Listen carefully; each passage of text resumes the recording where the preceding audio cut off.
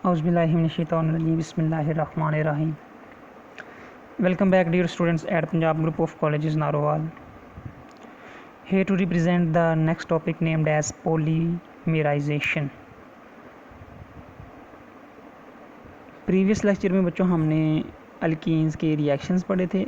आज हमने पॉलीमराइजेशन का प्रोसेस पढ़ना कि पॉलीमराइजेशन क्या है। तो बच्चों, पॉलीमराइजेशन एक ऐसा प्रोसेस है जिसमें छोटे छोटे मोनोमर आपस में मिलके एक बड़ा मॉलिक्यूल बना देते हैं, या फिर ऐसे कह लें कि जब छोटे छोटे ऑर्गेनिक मॉलिक्यूल आपस में कंबाइन होते हैं तो एक बड़ा या लार्जर मॉलिक्यूल बना देते हैं, जिसको आप पॉलीमर का नाम देते हैं। तो फिर हम इसकी डेफिनेशन इस तरह कर सकते हैं कि such process in which small organic molecule, जिसको आप मोनोमर भी कह सकते हैं, छोटे unit, combine together to form a large molecule, जिसको आप किसका नाम देते हो? पॉलीमर का। तो ये पॉलीमर है और इस प्रोसेस को किसका नाम देते हैं? पॉलीमराइजेशन। यानी कि जिसमें स्मॉल मोनोमर आपस में मिलते हैं तो वो किस में कन्वर्ट हो जाते हैं? लार्ज मोनोमर में या लार्ज मॉलिक्यूल में। तो इसको आप किसका नाम दोगे? पॉलीमराइजेशन का। तो हम इसकी एग्जांपल देखते हैं कि इसकी एग्जांपल के साथ इसकी एक्सप्लेनेशन करते हैं। हमारे पास एक अल्कीन है, इसका रिएक्शन जब हम करवाएंगे एट हाई टेम्परेचर, जिस तरह 400 डिग्री सेल्सियस का टेम्परेचर है और इसका जो प्रेशर है वो भी हाई होना चाहिए। कितना हाई? 100 atm प्रेशर होना चाहिए। तो फिर क्या होगा कि जो अल्कीन है, जो आपने पीछे ईथीन ली है, इसकी पॉलीमराइजेशन जब होगी तो ये पॉलीथीन या पॉलीइथाइलीन की फॉर्मेशन कर देंगे। अब जो आपको आगे प्रोडक्ट नज़र आ रहा है, इसमें आप देखें बाहर लिखा हुआ है N। अब इसका मतलब ये नहीं कि ये इतना ही मॉलिक्यूल है, फिर तो आप कह सकते हैं कि जो पीछे है वही आगे, इसका तो फिर फ़ायदा कोई नहीं है। अब इसका मतलब N का मतलब ये है कि इस तरह की और भी आगे कार्बन चेन्स प्रेजेंट हैं, जितनी मर्ज़ी लंबी कर लें। कहने का मतलब ये है कि रिएक्टेंट में वो मोनोमर छोटे थे, जब उन्होंने आपस में रिएक्शंस किया तो आगे जो नया प्रोडक्ट बनेगा वो पॉलीमर होंगे जो तादाद में बहुत ज़्यादा हैं। इसको आप क्या कहते हैं? पॉलीमराइजेशन। ये चेन काफ़ी लेंथी है, इसको सारा शो करने के बजाय उसने इस तरह शो कर दिया है कि जिस तरह छोटे मोनोमर आपस में मिलते हैं तो एक बड़ा मॉलिक्यूल बनता है, उसको आप पॉलीमराइजेशन का नाम देते हो। और उस वक्त आपने याद रखना है कि जो टेम्परेचर प्रेशर है ये भी आपने हाई रखना है। और अगर आप पॉलीथीन ऑब्टेन करना चाहते हैं कि हमारे पास जो पॉलीथीन है ये हाई क्वालिटी का हो, अच्छी क्वालिटी का हो, तो आप क्या करें कि पॉलीमराइजेशन ही करवानी है, लेकिन किसकी प्रेजेंस में करवानी है? आप उसके लिए कैटालिस्ट अच्छे से अच्छा यूज़ कर लें। जिस तरह आप यहाँ कैटालिस्ट यूज़ कर सकते हैं एल्युमिनियम ट्राई इथाइल। कौन सा कैटालिस्ट यूज़ कर सकते हैं? एल्युमिनियम ट्राई इथाइल, या फिर आप टाइटेनियम टेट्राक्लोराइड कैटालिस्ट भी यूज़ कर सकते हैं। दोनों में से कोई भी कैटालिस्ट यूज़ कर लो, लेकिन आपके पास जो भी प्रोडक्ट बनेगा वो उसके मुताबिक बनेगा जिस तरह का आपने जो कैटालिस्ट है वो यूज़ किया है। तो कहने का मतलब ये है कि अगर आपने अच्छी क्वालिटी का पॉलीथीन यूज़ करना है, वो प्रिपेयर करना है, तो आप उसके लिए जो कैटलिस्ट है वो भी अच्छे यूज़ कर लें, ताकि आपके पास जो प्रोडक्ट है वो भी अच्छा ऑब्टेन हो सके। और इसके अलावा आगे हम इसके यूजेस देखते हैं। तो पहला यूजेस ये है कि हम इसको यूज़ करते हैं पॉलीथीन्स या प्लास्टिक मटेरियल। अब जो आप शॉपर वगैरह यूज़ करते हैं, जब प्लास्टिक के जो आप बैग इस्तेमाल करते हैं, ये सारे के सारे क्या हैं? ये पॉलीथीन ही हैं। ये कैसे बनते हैं? पॉलीमराइजेशन से। तो पॉलीथीन से हम फिर कह सकते हैं इसके यूजेस कौन कौन से हैं, या इसका यूज़ कहाँ कहाँ होता है? Manufacturing of polythene. इसके अलावा प्लास्टिक मटेरियल्स में, manufacturing of toys, cables, bags, boxes.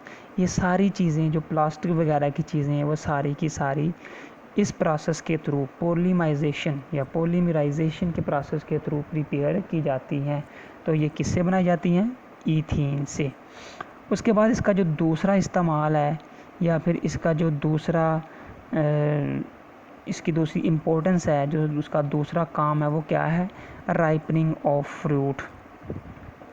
मतलब कि फ्रूट को आर्टिफिशियली तौर पर पकाने के लिए आप ईथीन का इस्तेमाल कर सकते हैं। उसके बाद है जनरल एनेस्थेटिक। मतलब कि ये इसकी जो स्मेल है वो बहुत अजीब सी है। जिस तरह कहते हैं कि मस्टर्ड लाइक गैस, उसकी इस तरह की स्मेल होती है, उस तरह की ईथीन की स्मेल होती है। या जिसको आप पंजेंट स्मेल का नाम देते हो, जो नाक को चुभने वाली होती है, उस तरह की इसकी स्मेल होती है। यानी कि ये बेहोश करने के लिए भी इस्तेमाल की जाती है। उसके बाद लास्ट वाला इस्तेमाल है कि इसको मस्टर्ड गैस की प्रिपरेशन के लिए भी यूज़ किया जा सकता है। अब मस्टर्ड गैस है, ये एक जो केमिकल है जो वर्ल्ड वार में भी यूज़ किया गया था, और इसको यूज़ किस मकसद के लिए करते हैं? लोगों में बेहोशी तो करती ही है ये गैस, लेकिन ये डेथ का भी सबब बन सकती है। वो किस तरह?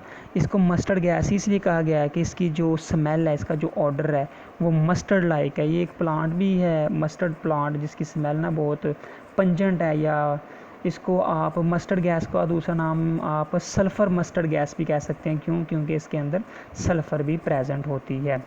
तो अगर आपको यहाँ से शॉर्ट क्वेश्चन पूछ लिया जाए कि how do you prepare mustard gas from alkyne, यहाँ से शॉर्ट क्वेश्चन पूछा जाता है, तो आपने ये जो रिएक्शन नीचे लिखा हुआ है, ईथीन है आपके पास, उसमें H2Cl2 के साथ इसका रिएक्शन करवाएंगे तो आपके पास मस्टर्ड गैस की प्रिपरेशन हो जाएगी, जिसका नाम है 2,2-डाइक्लोरोइथाइल सल्फाइड। इसको आप मस्टर्ड गैस भी कह सकते हैं। और अब इसको आपने पहले भी मैंने बात की कि इसका दूसरा नाम क्या है, फिर सल्फ़र मस्टर्ड गैस भी है। क्यों? क्योंकि इसके अंदर सल्फ़र भी प्रेजेंट है। अब ये जो मस्टर्ड गैस आप पढ़ रहे हैं बच्चों, ये गैस नहीं है, असल में ये एक हाई बॉइलिंग लिक्विड है जो डिस्पर्स हो जाता है, जिस तरह मिस्ट ऑफ ड्रॉपलेट या मिस्ट ऑफ टिनी ड्रॉपलेट है। जिस तरह एक हवा के अंदर जो छोटे छोटे ड्रॉपलेट होते हैं वाटर के, वो डिस्पर्स हो जाते हैं, उसी तरह ये भी डिस्पर्स हो जाते हैं। तो इसका काम क्या होता है? ये किस तरह इंसानी सेहत के ऊपर असरअंदाज होते हैं? जब मस्टर्ड गैस की स्प्रे की जाती है तो ये गैस इंसानी फेफड़ों के ऊपर हमला करते हैं, जो इंसान के लंग्स हैं इसके ऊपर हमला करते हैं। ये जो मस्टर्ड गैस है ये हाइड्रोक्लोरिक एसिड प्रोड्यूस करती है।